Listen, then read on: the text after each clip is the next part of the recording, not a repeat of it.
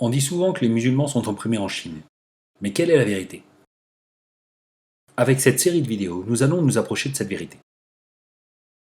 Aujourd'hui, on commence par parler des produits halal en Chine. Nous allons découvrir un monde parallèle. Mémorisez bien ces deux caractères qui veulent dire halal en chinois. Nous les verrons partout. Des produits laitiers halal. Celui à gauche était le sponsor officiel des Jeux Olympiques de Pékin. Du thé halal. De la boisson au thé halal, voire des champs de culture de thé halal. Tout type d'épices halal que nous pouvons imaginer et aussi qu'on ne peut pas imaginer.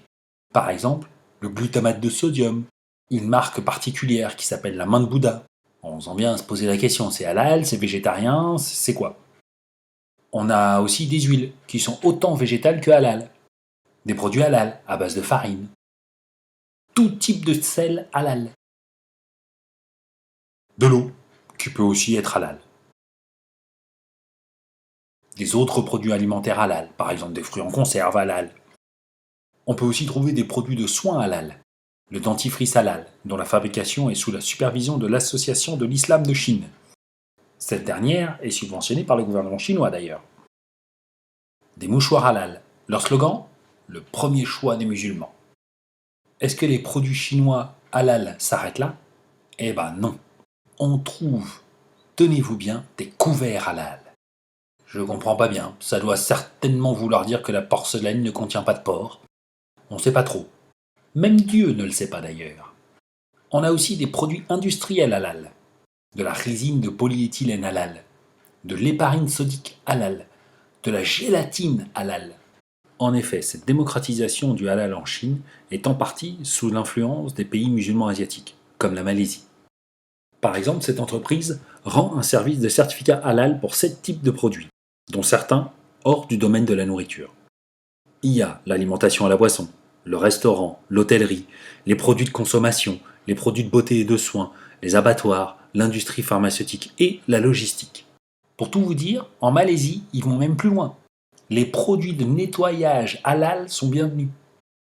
En 2018, la Malaisie a construit la première usine de vaccins halal au monde. Et on trouve même des produits de beauté halal à Londres.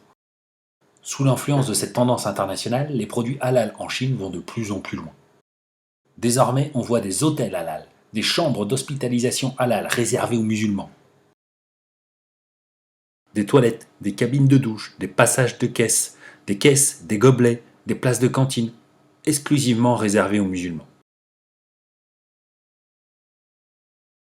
On peut même trouver à l'entrée de certains quartiers de résidence marqués en gros, en gras, quartier de résidence musulman.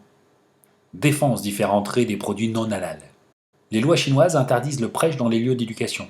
Mais il y a quand même des cantines halal dans presque chaque université, chaque école.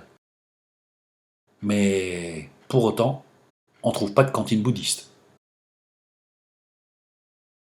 Apparemment, les étudiants musulmans sont satisfaits de l'existence des cantines halal ou des zones halal dans une cantine normale, mais très mécontents des mécréants qui mangent du porc sur place. Par exemple, à l'université de Tsinghua, une des universités chinoises équivalentes de la Sorbonne, la directrice de la gestion du patrimoine était très fière d'avoir pris en compte l'emplacement de la cantine halal afin qu'il n'y ait pas d'échange entre la cantine halal et les cantines pour les mécréants. Échange autant au niveau des personnes qu'au niveau de l'air. Le compte officiel de l'université normale de la capitale était fier d'avoir séparé les couverts pour les musulmans de ceux des mécréants.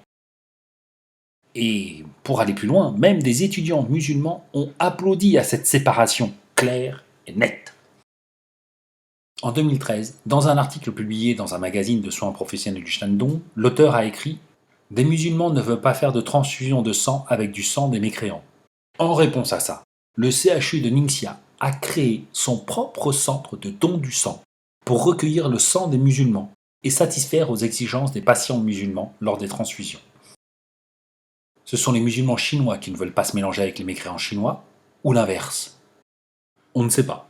En tout cas, c'est marqué partout. Veuillez respecter les habitudes des musulmans. Veuillez respecter la politique en faveur des ethnies minoritaires chinoises. Sinon, vous allez être poursuivi par la police. On peut déduire que cette démocratisation de la notion de halal n'est plus que du marketing. On peut même s'interroger si ça ne ressemblerait pas à la ségrégation raciale des USA dans les années 50.